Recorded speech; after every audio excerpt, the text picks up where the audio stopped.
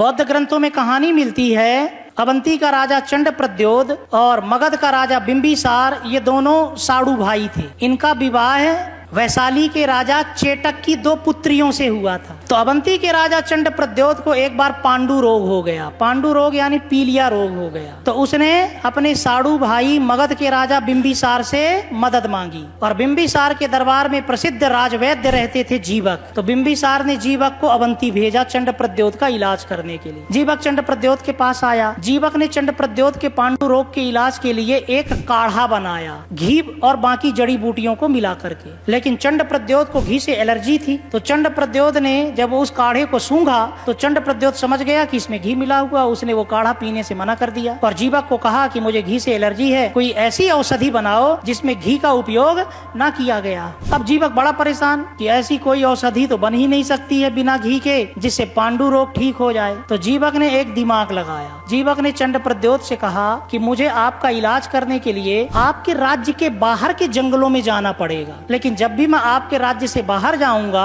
आपके राज्य में फिर वापस आऊंगा तो हर जगह मुझे अनुमति लेनी पड़ेगी। तो आप अपने पूरे राज्य में ये अनाउंस कर दीजिए कि मैं जब चाहूं आपके राज्य की सीमा से बाहर जा सकता हूं और फिर से आपके राज्य के अंदर आ सकता हूं, मुझे रोका टोका न जाए और मुझे आने जाने के लिए एक वाहन दिया जाए। तो चंड प्रद्योत के पास एक भद्रावती नामक हथनी थी। चंड प्रद्योत ने वो भद्रावती नामक हथनी जीवक को दी और जीवक ने एक दिन क्या किया कि वही काढ़ा बनाया और उबाल उबाल करके घी की गंध उस काढ़े की खत्म कर दी और चंड प्रद्योत को पिला करके बोला मैं आता हूँ और भद्रावती नामक खतनी में बैठ करके भाग गए। अब चंड प्रद्योत को आधे 1 घंटे बाद उल्टियां होने लगी। चंड प्रद्योत का एक सेनापति था काक। चंड प्रद्योत ने अपने काक नामक सेनापति को भेजा कि जाओ और जीवक को पकड़ करके लेकर के आओ। मैंने उसको मना किया था कि मुझे घी का काढ़ा न पिलाना, लेकिन उसने घी का काढ़ा पिला दिया और मैं मरा जा रहा हूँ, मुझे उल्टियां पे उल्टियां हो रही हैं। काक बड़ी तेजी से जीवक के पीछे आगे बढ़ा। जीवक अवंती नामक राज्य की सीमाओं को पार कर चुका था, लेकिन रास्ते में जीवक एक जगह भोजन करने के लिए रुका। जब जीवक भोजन कर रहा था तभी काक अपने कुछ सैनिकों के साथ जीवक के पास पहुंच गया और कहा चलो,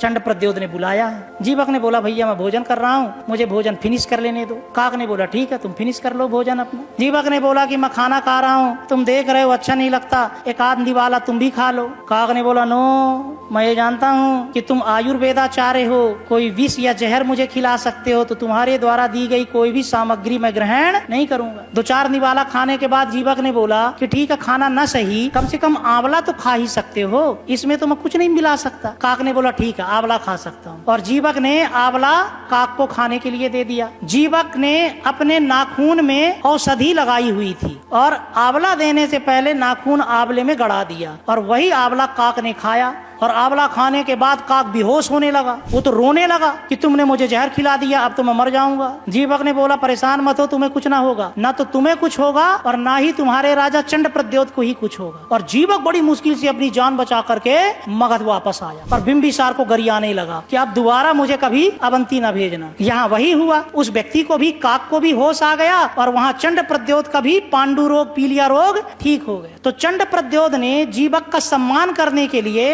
अपने एक दूत को बिंबिसार के पास भेजा और कहा कि आप जीवक को फिर से अवंती भेजिए, हम उसका भव्य स्वागत करेंगे। जीवक ने बोला नो, एक बार ढहकाए बामन वीर कहाए, मैं दोबारा अवंती नहीं जाऊंगा। तो चंड प्रद्योत ने फिर जीवक के सम्मान में शिवी देश से चीवर बुलवाया। शिवी देश उस समय पंजाब के आसपास कहीं था और वहाँ के चीवर यानी सॉल बहुत अच्छे होते थे, बहुत मुलायम मखमल के, और चंड प्रद्योत ने वही सॉल जीवक को दिया। और जीवक गौतम बुद्ध का अनुयायी था, तो जीवक ने उस सॉल का उपयोग स्वयं न करके गौतम बुद्ध को दे दी। गौतम बुद्ध हमेशा उस सॉल का उपयोग, उस चीवर का उपयोग करते रहे। गौतम बुद्ध की मृत्यु के उपरांत उनका शरीर का दाह संस्कार हुआ था और उनकी अस्थियों को 8 राजाओं के बीच में बांटा गया था, जिन पर 8 स्तूपों का निर्माण हुआ था। चंड प्रद्योत को कुछ नहीं मिला, तो इसीलिए चंड प्रद्योत के पास गौतम बुद्ध का वो चीवर भेजा गया और एक आसंदी भेजी गई। आसंदी यानी वो बिछौना जिसके ऊपर बैठ करके गौतम बुद्ध साधना करते थे, ध्यान करते थे। और इन्हीं दोनों चीजों पर, आसंदी और चीवर पर, चंड प्रद्योत की तो मृत्यु हो चुकी थी। चंड प्रद्योत की पत्नी थी गोपाल गोपाल माता, वो भी बौद्ध धर्म की अनुयायी थी। तो गोपाल माता ने ही उज्जैन के पास कानीपुरा नामक गांव में आसंदी और चीबर पर एक बौद्ध स्तूप का